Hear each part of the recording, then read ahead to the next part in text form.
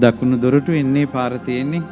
අමාත්‍ය මම කැමති ඒ මාවතින් යන්න. පියමහා රජුරවන්ට සිව් වැසියන්වත් ගිහිල්ලා කියන්න. ඒ වෙස්සන්තර රජුරු එක දවසක් ඉල්ලනවා තව. වෙස්සන්තර රජුරු නුඹලා සියලු දෙනාට සතික නම් උදානයක් දෙනවා.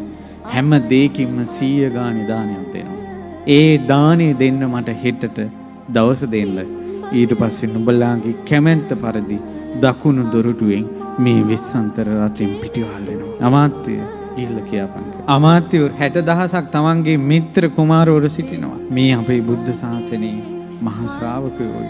අමාත්‍යවරුනේ සතික දානේ ලැහැත්ත කරන්න. ඊට පස්සේ මහා බෝධිසත්වයෝ එතනින් යනවා මාලිගාවට මන්දී දේවිය ගාවට. මන්දී දේවිය ළඟට ගිහිල්ලා මන්දී දේවියට කියනවා මන්දී දේවි නුඹගේ වස්තුව තියෙනවානේ. මන්දී දේවියගේ ඇස් ලොකු වුණා. කවදාවත් අහලා නැහැ. ස්වාමීනි මధుරටින් ලැබුණ මාගේ වස්තුව ඒ විදිහටම තාම තියෙනවා. මද්දී නුඹේ වන් නිදන් කරන්න. කවදාවත් දෙන්න කියනවා ඇහෙනවා මිසක්කා නිදන් කරනවා කියන එක ඇහෙන්නේ නැහැ. ස්වාමී නිදන් කරනවා කියේ මොකද්ද?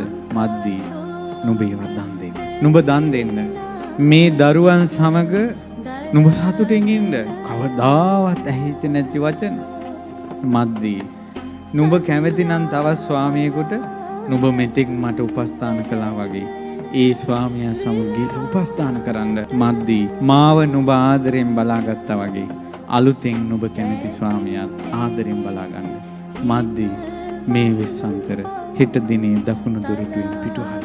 ස්වාමී මේ මොනවද කියන්නේ? ස්වාමී මේ මොනවද කියන්නේ? ස්වාමී මාගේ දෛවයේ තියෙන්නේ නුඹ සමග මේ යාමට නම් කම් නැහැ. එසේ වේවා. ස්වාමීනි මගේ දෛවයේ තියෙන්නේ නුඹ සමග ජීවත් වෙන්න නම් ජීවත් වේවා. නුඹ වහන්සේ සමග නුඹෙන් වෙන් වෙලා වාසය කරනවට වැඩිය මාගේ මරණය උතුම්. වෙස්සන්තර මහරජුරු දකුණු දොරටුවෙන් යද්දී ඔබ වහන්සේගේ හේවණැල්ල මේ මද්දී දේවිය කවදාවත් නැහැ වෙන්ව වාසය කරන්නේ. නුඹ වහන්සේගෙන් තොරව දිවි ගෙවීමේ අරුත කිම? නුඹ වහන්සේගේ දේහයේ දවන සෑයෙහි අවසන් ගිනි දල්වා ඒ ගින්නටම වැදී මම්ද මැරෙන්නෙමි. එය මට උතුම්. ස්වාමී අපි යන් වංකගිරියට මේ දරු සිඟිත්තොත් මමත් ඔබ වහන්සේ සමගෙනවා. ස්වාමී මට දුකක් වෙයි කියලා හිතන්න එපා. මාගේ දරුවන්ට දුකක් වෙයි කියලා හිතන්න එපා. ඔබ වහන්සේ නිසා අපිට දුකක් එයි කියලා හිතන්න එපා. අපිව දාලා ගියොත් තමයි දුක.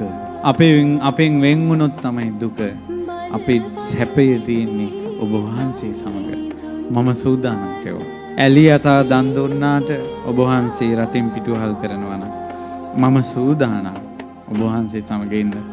අපි මහා වනයේ තවුස් පිරිකර ඇතුව වාසය කරනකොට අපේ ඉදිරියෙන් මේ ජාලිය ක්‍රිස්ණ ජින එහෙම දුවනකොට අපිට මේ රාජමාලිගාව අමතක වෙයි. අපේ පුංචි තාපස පවුල මහා වනයේ ඉන්නකොට ඈතින් ඇත්තු කුංචනාද කරනකොට මහරජතුමනි අපිට රජකම අමතක වෙයි. අපේ අසුබ පුරා පළවැල තියෙනකොට මං මේ පළවැල නෙලා ඔබ වහන්සේට ගේනකොට මේ ජාලිය ක්‍රිස්ණ ජිනා ඔඩොක්කුවේ තියාගෙන ඒ පළවැල අපි එකට භුක්ති විඳිනකොට බුදිනකොට මේ මාලිගාව අපිට අමතකයි. සීතල පොකුණේ අපි පැන්නානකොට ජාලිය ක්‍රිස්ණ ජිනා නෙළුම් මල් කඩා පෙති විහිරුවා සෙල්ලම් කරනකොට අපිට මාලිගාව අමතක වෙයි. ඒ නිසා අපි කැමති මේ සියලු විස්තර අහගෙන හිටියා.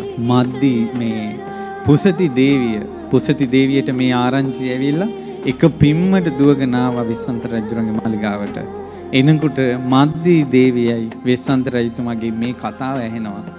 ඇහෙනකොට හදවත වාවා ගන්න බෑ. මාගේ ප්‍රිය පුත්‍රය මොකද්ද මේ වුණ විනාශය? පොළොවේ හැපි අඬනවා. වැළපි පුත්‍රය මා ගිහිල්ලා පියාණන්ගේ මේක වෙනස් කරගන්න අහන්නම් කියලා අඬාගෙන වැළපීගෙන ගියා. හඬාගෙන වැළපීගෙන ගිහිල්ලා සඳ මහ රජුගෙන් අහනවා S2 වන් අපේ දරුවන් මහ වනයේට පිටත් කරන්න ඔබගේ හදවත ගලක් වෙලාද සඳ මහ රජතුමනි?